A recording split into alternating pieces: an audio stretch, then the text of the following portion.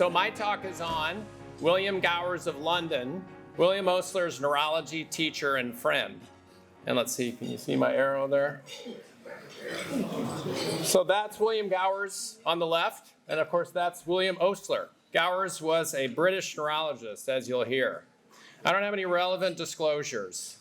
So one slide on why study the history of medicine. Bruce Fye taught me many years ago, and it's his trademark, history teaches humility.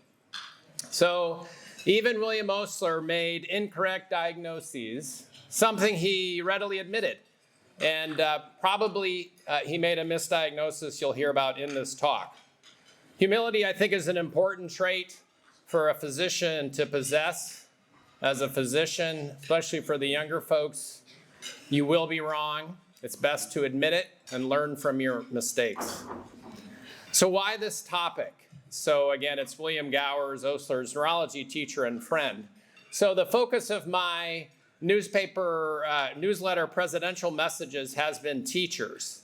And Dr. Sakula, who was president of the Osler Club of London, wrote, "It's always a fruitful exercise to explore the basis of the friendship between famous figures of the past, as this often sheds additional light on their personalities and achievements."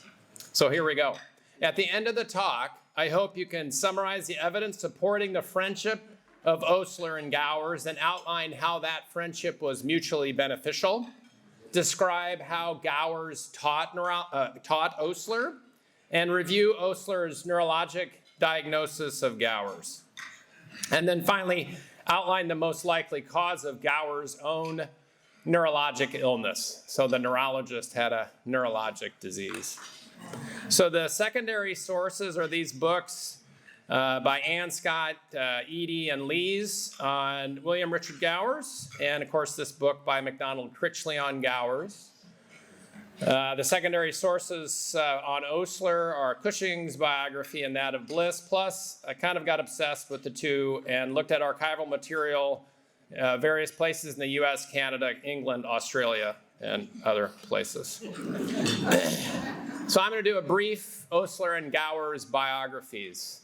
And I know there's, most folks here in the room know a lot about Sir William Osler, but I don't know, my wife's here tonight. I don't know how, she's heard me talk about Osler quite a bit.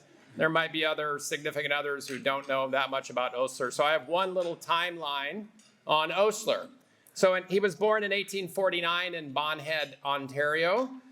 He is Canadian. In 1872, he graduated from McGill Medical College in Montreal. And then he was a lecturer and professor at McGill from 1874 to 1884. He then made his first big move to the University of Pennsylvania in 1884, and then he became the boss of internal medicine at Johns Hopkins in 1889. In 1892, he wrote his textbook, which was silently auctioned off today, The Principles and Practice of Medicine, one of the classic textbooks of internal medicine, single author. In 1905, he moved here to Oxford, just up the road from here, and he died in 1919. So let's talk about William Gowers. Many of you probably know less about him. So he was born in Hackney, England in 1845. This is from the Wellcome Archives, and it was a study by Francis Galton on ability in families. And Gowers was asked to fill this out about his family because by that time, he had done a lot.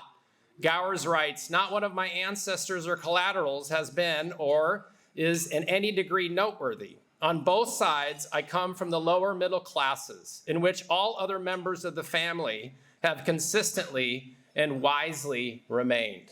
So I don't think he gave Galton what he was looking for.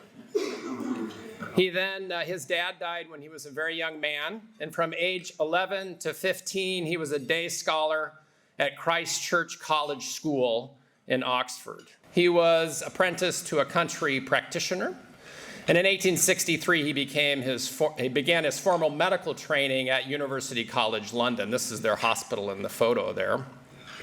He was raised a strict Congregationalist, which is one of the reasons why he went to UCL, or University College Hospital. At that time, if you weren't Anglican, you couldn't go to Oxford or Cambridge. In 1867, he qualified as a member of the Royal College of Surgeons. He was then house physician to Sir William Jenner, so not Edward Jenner, but a different generation, William Jenner, who at that time was president of the Royal College of Physicians, this place, and physician to Queen Victoria. Gowers was also Jenner's secretary assistant, partly because Gowers was super smart and a hard worker and a good physician, but he also knew shorthand, which we'll talk about.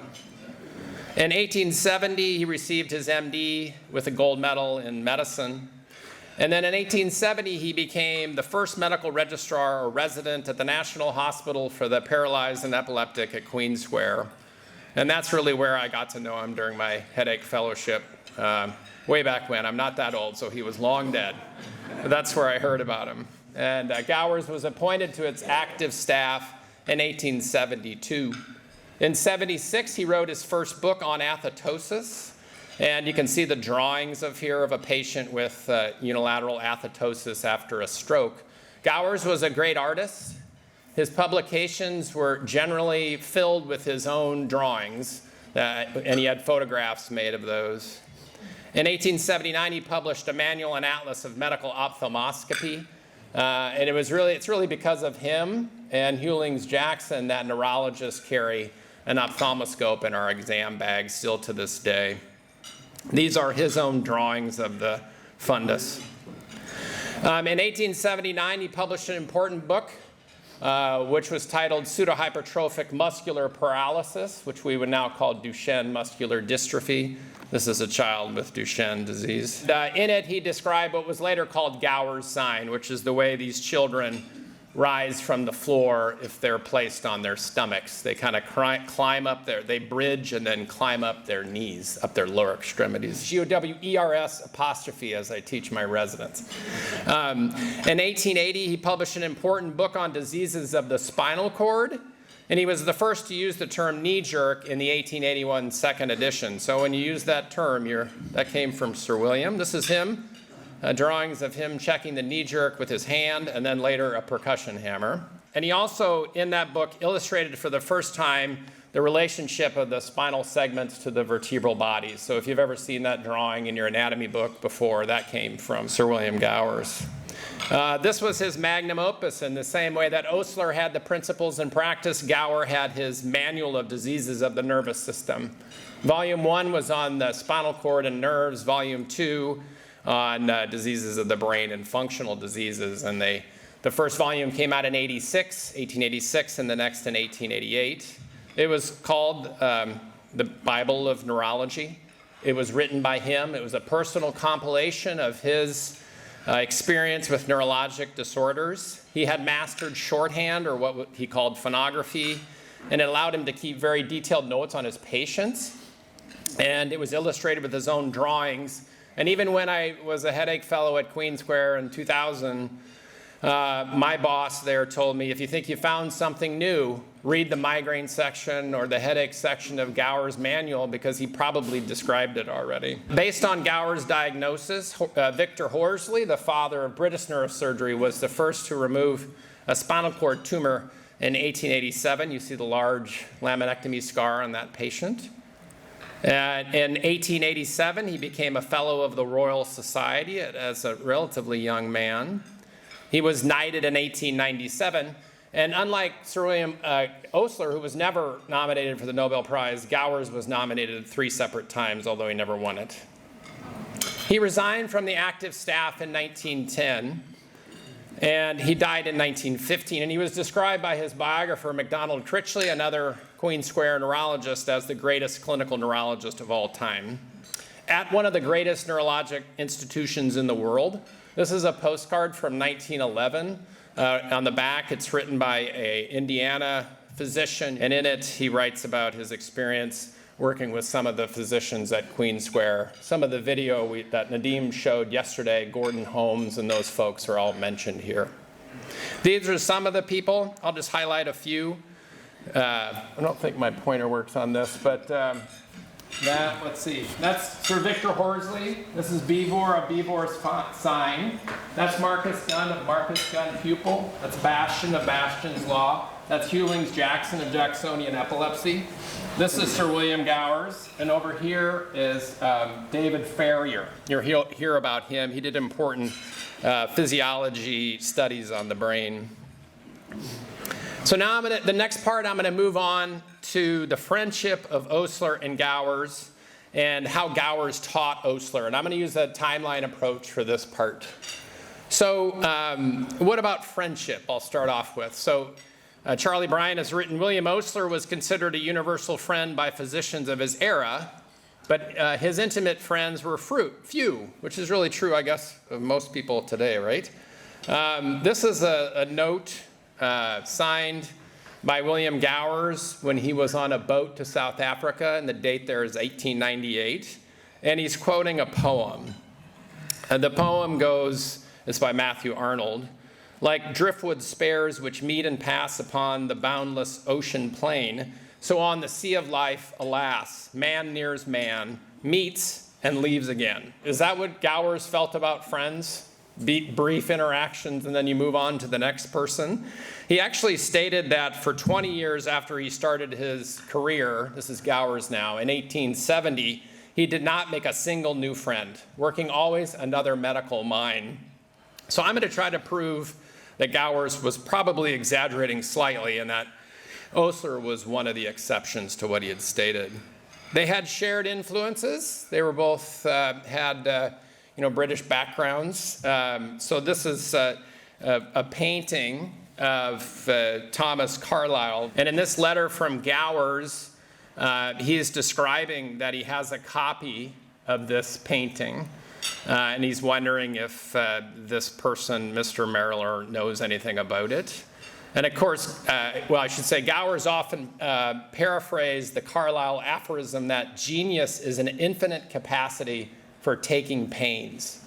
And in 1870, Osler read Carlyle's aphorism that our main business is not to see what lies dimly at a distance, but to do what lies clearly at hand. So they had some shared influences. They first met in 1878 here in London, when Osler was studying for membership of the Royal College of Physicians. And Critchley in his biography wrote, attracted on one of his early visits from Canada by the brilliant teaching of Gowers at Queen Square, a friendship grew and persisted.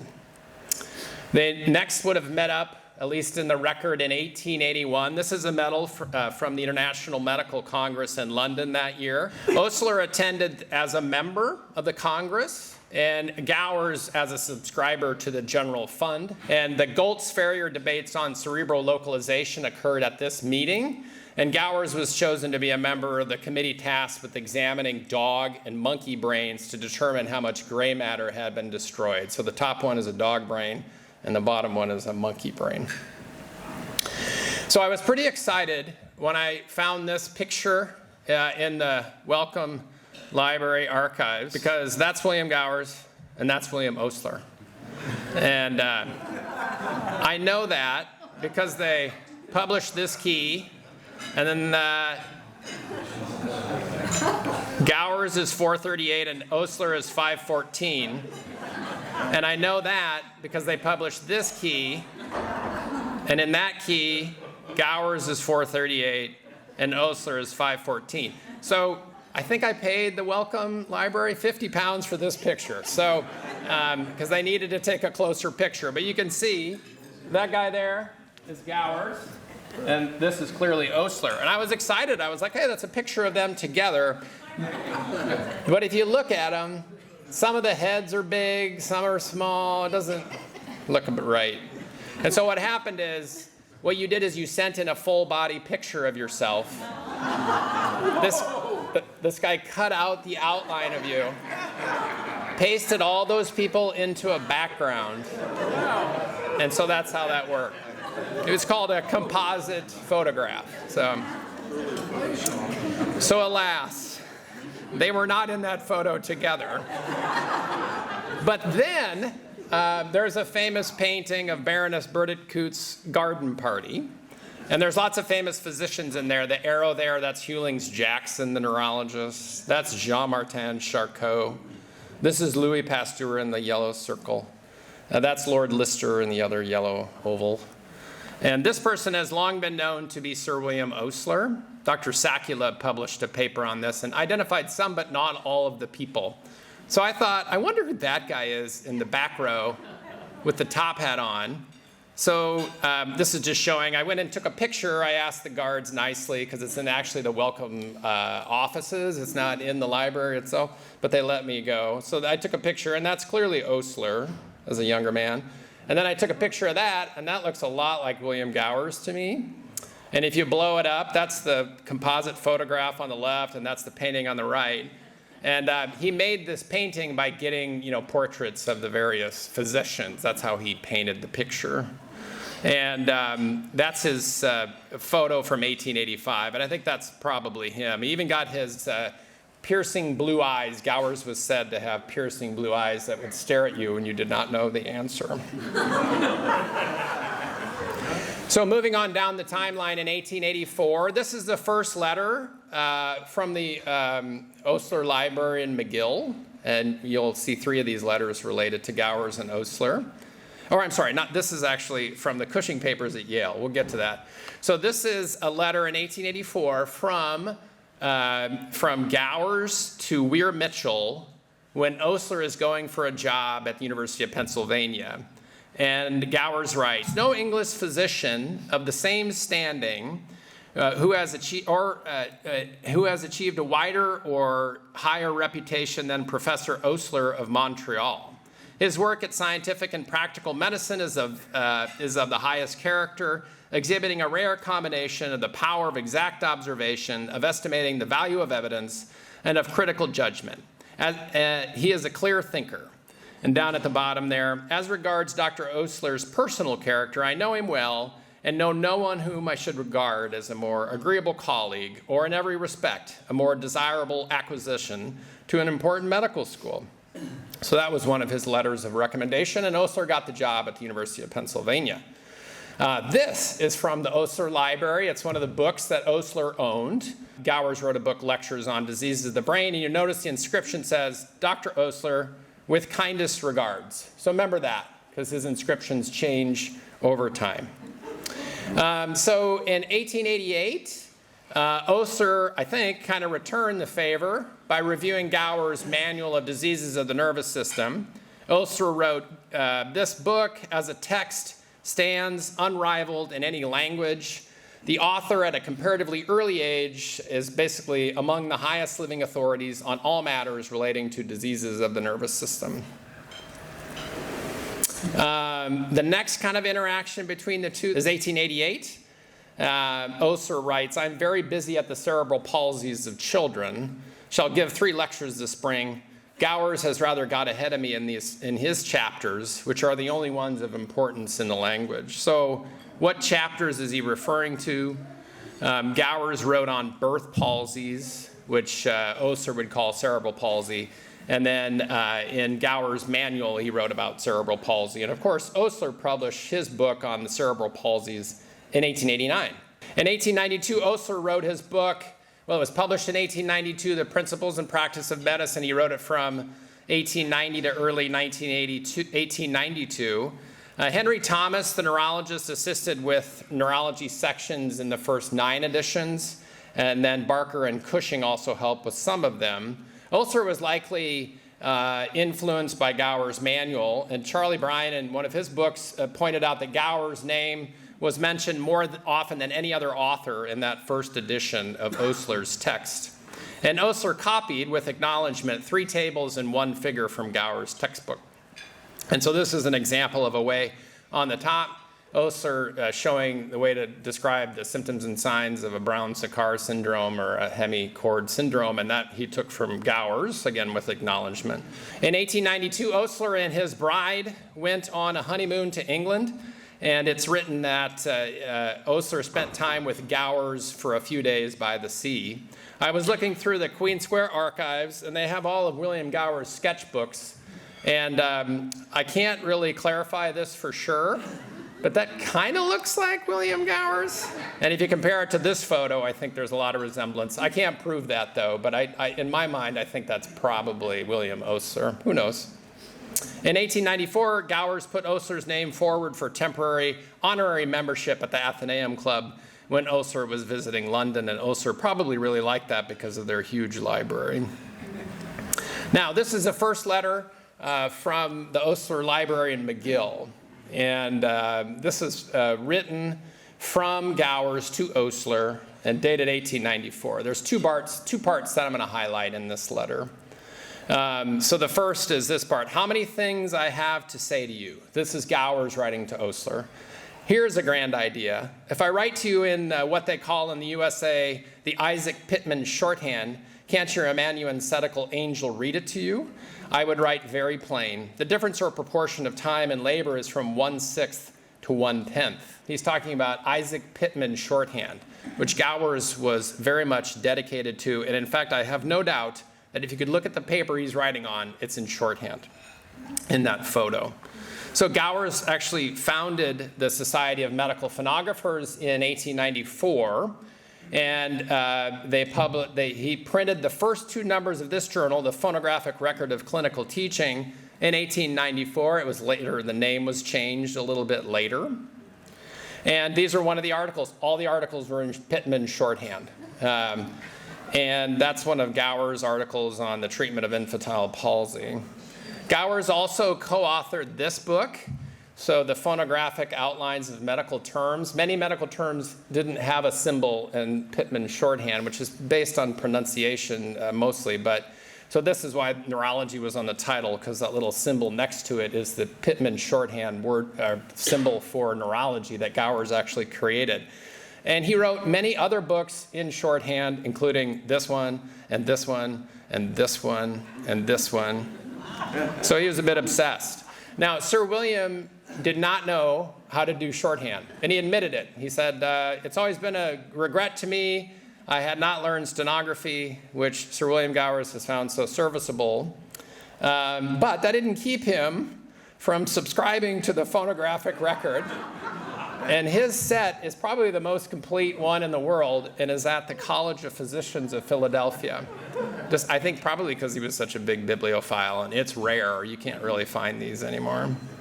Osler did have, Golden and Horrocks wrote this paper on endocarditis case that Osler couldn't write this himself. Probably Gowers did it for him, but it is an original case report in that journal in shorthand from Osler. Now, the second part of that letter from McGill in 1894 goes, Dear Osler, the dedication of your little book to me will be one of the pleasant things of life. And he's referring to Osler's second book on Korea. So that book by Osler is dedicated to William Richard Gowers. Dear Gowers, to the profession of the United States and Canada, you stand as the most brilliant British exponent of the complex science of neurology. Please accept the dedication of this little volume as an earnest of the gratitude felt towards you by thousands of your kinsmen across the water, and as an expression of the personal attachment of your sincere friend, the author, William Osler. The next time we see them interacting is in 1900. Jonathan Hutchinson held a big dinner for Osler in London. And people there included Cushing, Gowers, William Broadbent, James Crichton Browne, and others. And Cushing wrote, elaborate and delicious long course dinner with much wine, of which they all drank heavily. I was astonished. The amount of alcohol consumed here is extraordinary. The question is what wine, not shall there be wine. Anyway, Cushing was a little younger, obviously, during this trip. And this isn't actually from that. It's from a painting in the Wellcome Library. But I bet the party probably looked very similar. Next, in 1901, Gowers, I told you, was an artist. He was also an etcher, and this etching actually hung in the Academy. He had fresh prints of this etching made of this boat. Anchor Boat at Walberswick is the title of it. And it's a little hard to see, but one of the folks that he had prints made for was for his buddy, Sir William Osler. Now, I said, remember the inscriptions? So the first one was kind of like kindest regards, which you'd say to a sort of a colleague. So this is an article from the collection of Anne Scott, who's Gowers' great-granddaughter. And you can see it's a paper written by William Gowers, Professor Osler, with the author's love. And that's from 1902. And then in 1907, this is a book in the Osler Library, and you can see the inscription there. A little later, 1907, Professor Osler, with the author's love. So now he's moved from kindest regards to love. So now I'm going to move on to the final bit, which is, I think, Osler's misdiagnosis of Gowers' neurologic illness. So this is the story. So Gowers smoked tobacco to some degree. He drank alcohol, at least moderately at times. In his biography in 1862, he had rheumatism of one lower extremity. In the 1890s, he had really bad low back pain, and he had a chronic gait disorder related to that.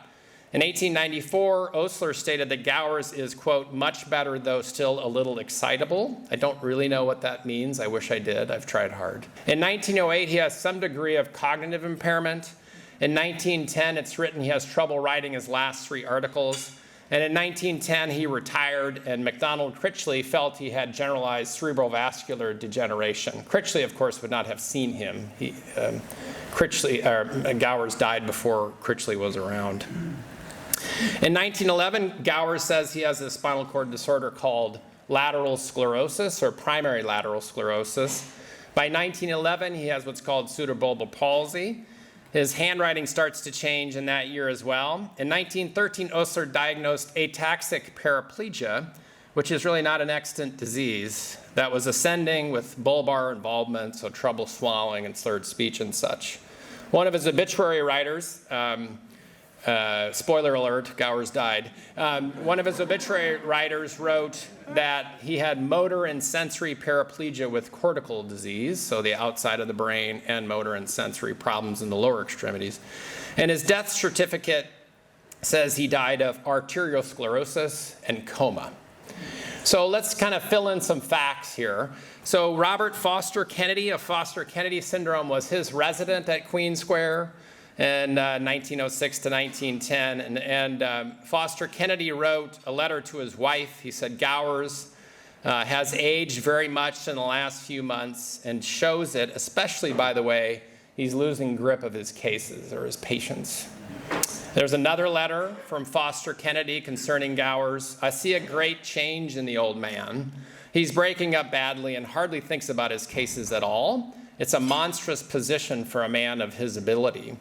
So Alistair Compston, who's a professor of neurology, has written that Gowers' injudicious use of opiates and hypodermic injections of cocaine for sciatica in his manual, and there's no doubt Gowers had very bad back pain. He retired in 1910. These are from minutes from the Queen Square archives. They don't really give a hint as to retirement. It just says, a letter was read from the board intimating the resignation of Sir William Gowers on attaining the age limit. I think this is a census document from 1911. There's several errors on this. So you can see first, this one he's supposed to be filling in, that's his wife's line there, and he's supposed to write the age of males, and he accidentally fills in his wife's age. These columns are about married women, and he accidentally fills in his row. And then this next column is about occupation, and for him, he writes physician, and for his wife, he writes Leeds, which is where she grew up, and then he crosses it out. And then infirmity, he didn't mention about having infirmity himself, although he had retired by this point. So this letter is written to Edward Sharpie Schaefer, a physician and physiologist, in 1911, and it's signed by Gowers, and this is the main part. He writes, I am suffering from paraplegia, from lateral sclerosis left, in commencing degrees, long ago by rheumatic synovitis. So he thinks he has lateral sclerosis or primary lateral sclerosis. It was written for a few years before his death at the age of 70, preceded by a pseudobulbar palsy. He lived a quiet and retired life. Pseudobulbar palsy is where you have dysarthria, slurred speech, trouble swallowing, impaired emotional control, and you typically have a positive jaw jerk on examination. Langdon wrote this paper. It was one of the obituaries of Gowers. Langdon was an American neurologist who trained with Gowers and who could do shorthand. They knew each other well. This is the second letter in the Osler Library at McGill. that is sent from Gowers to William Osler in 1912. And it kind of goes, I'm sorry to have, this is from Gowers again, I'm sorry to have missed you on your last visit, but I must thank you for the lovely roses you brought, which are living well on the table. I learned they were from your garden. That fact seems to suggest that Lady Osler had a share in sending them. If so, I would beg you to give her my love and thanks. I always think of her as such a good woman. Your boy, I suppose, is getting quite a man. I hope you and he will have much enjoyment in Scotland and catch plenty of fish. It reads fairly well. His intellect seems intact in the letter. The thing that's changed clearly between 1894 and 1912 is his handwriting. So there's something going on there. In 1913, Osler wrote to Weir Mitchell, the father of American neurology, Silas Weir Mitchell. You'll be sorry to hear that Gowers is very ill. His own disease, ataxic paraplegia, it looks like, and ascending, so that now there are bulbar symptoms. It was later written, Gowers, for 2 years prior to his death, had motor and sensory paraplegia. In 1913, later, Osler writes to Weir Mitchell again, poor Gowers is a sad wreck. I go in and have a chat with him as often as possible. So these are these two gentlemen around this time, these two friends. So Gowers died on May 4th, 1915. This is his obituary in the London Times, Death of Sir William Gowers, a famous neurologist.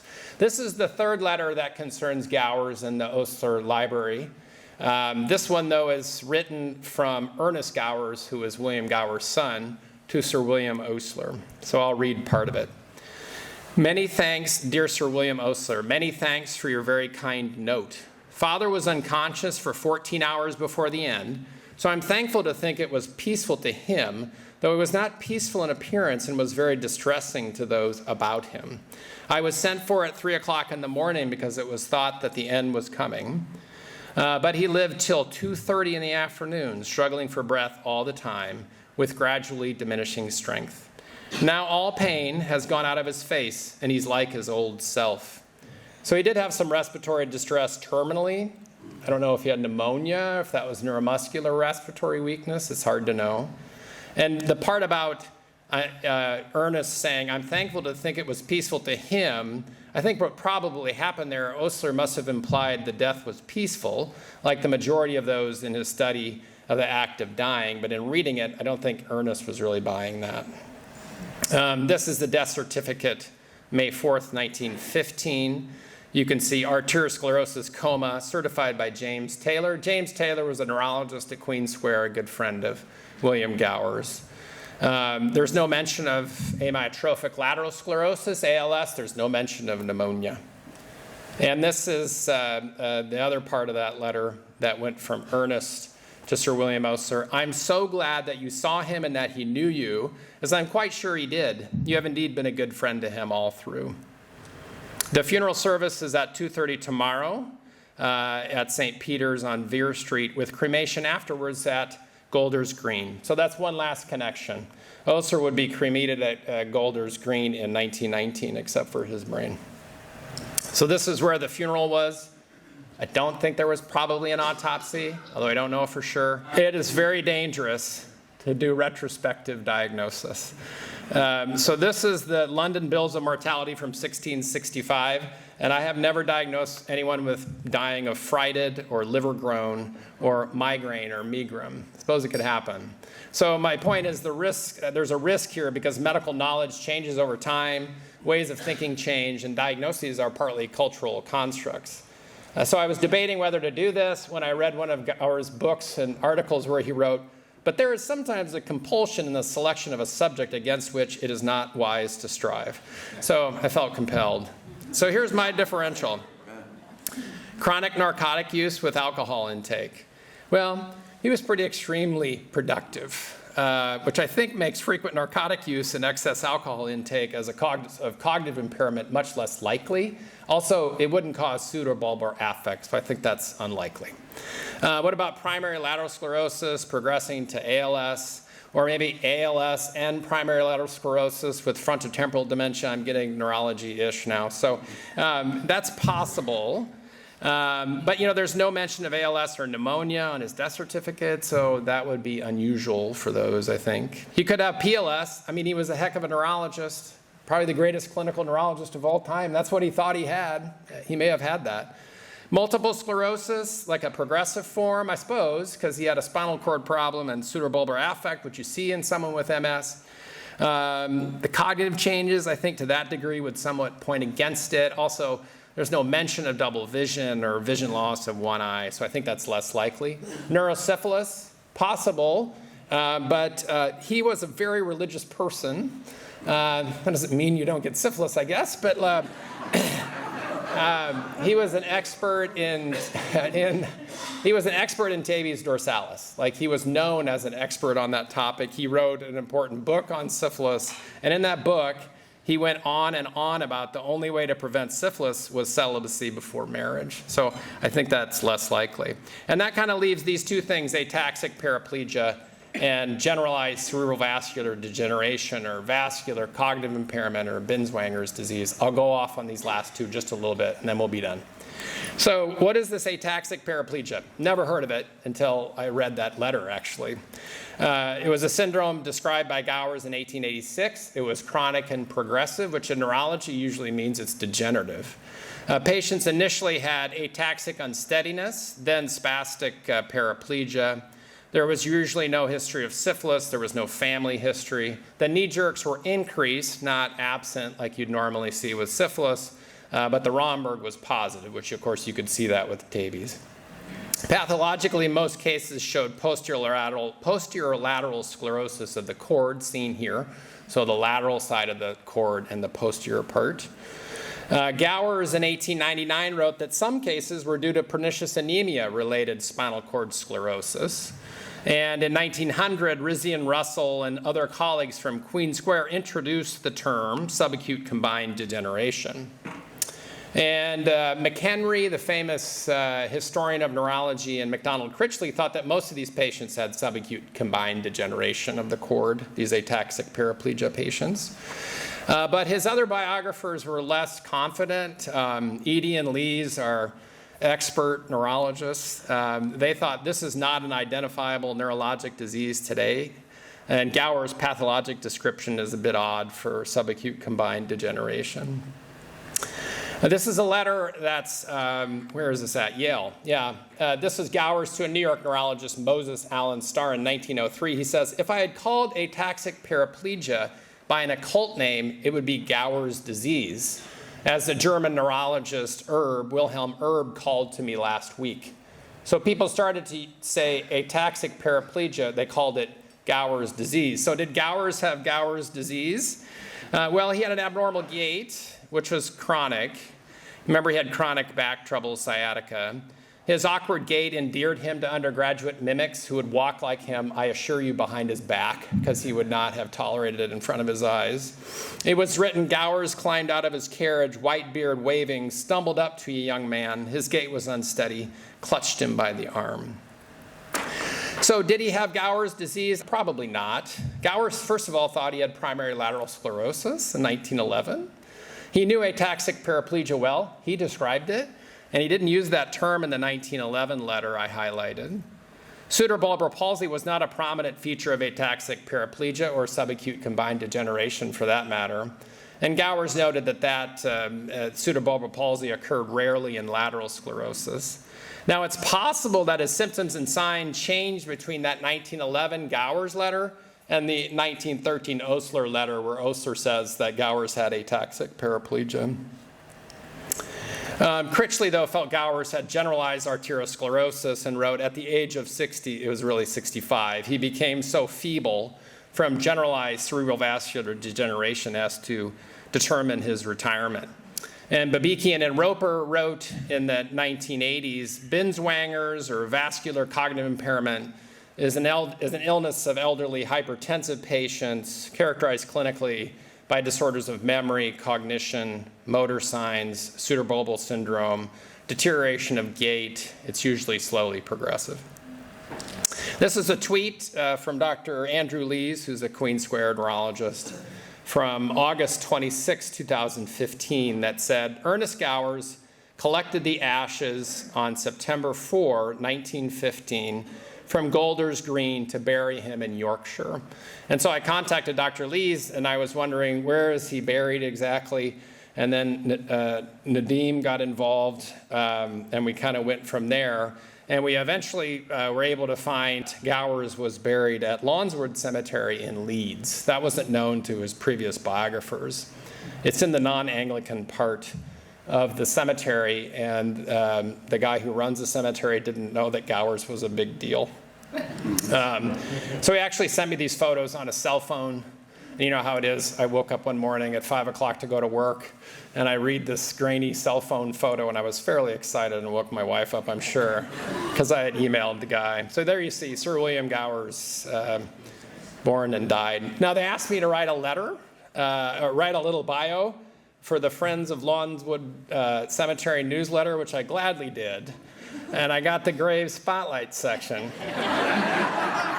which, I don't know if you know, it's the most coveted section of the Friends of Lawnswood Cemetery newsletter. Some people think that newsletter is like the Lancet of cemetery newsletters. Some might even say like the New England Journal of Medicine, but that's going too far. So McHenry wrote nicely, as we may consider Osler the father of clinical medicine, Gowers may be considered the father of clinical neurology. So in conclusion, Osler and Gowers were close friends. They were good friends all through. That's what his William Gowers' son said to Sir William Osler. The friendship, I think, was mutually beneficial. They helped each other out. Gowers was one of Osler's neurology teachers, starting when they first met in 1878 on the wards at Queen Square. Osler's neurologic writings were significantly influenced by Gowers. Osler probably misdiagnosed Gowers with ataxic paraplegia. I say that given that Gowers had cognitive decline, pseudobulbar affect, a gait disorder, given that the death certificate says he died of arteriosclerosis and coma. I think probably vascular cognitive impairment, or what we used to call Binswanger's, is the most likely. I don't know, to be honest. There's diagnostic uncertainty. There was no autopsy performed. So I'm going to finish with just 2-3 slides that are bigger picture things. There are not a lot of really good philosophers from Nebraska, which is where I'm from, so I'm going to keep this brief. So just 4 main things. I think teachers are the lifeblood of medicine.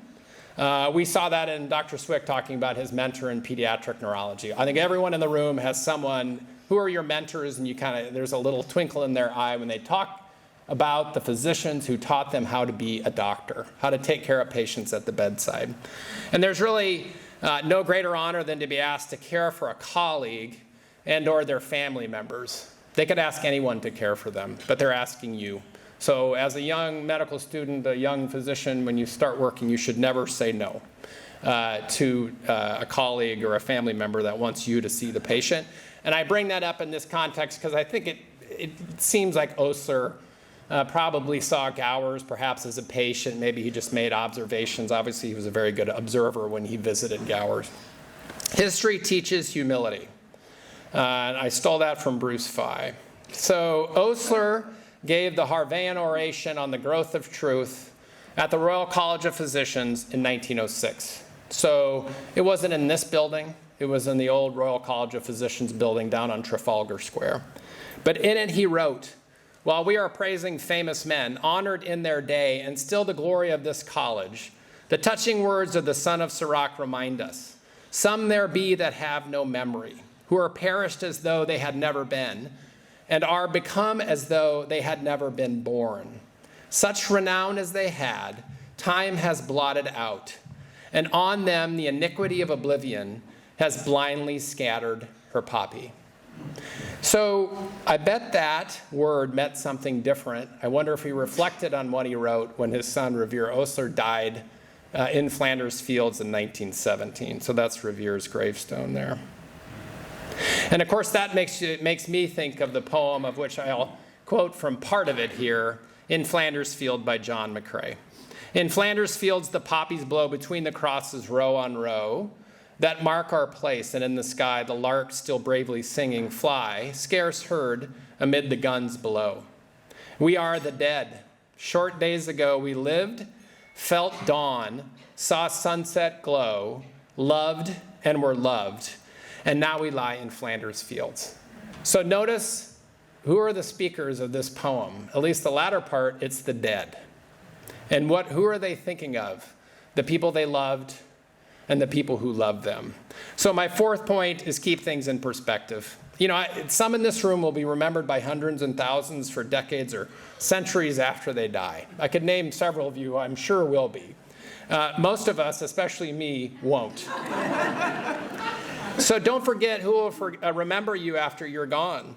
Your family, your friends, your patients, your students, and plan accordingly. There is no photo or drawing of the two together, so they kind of made this up.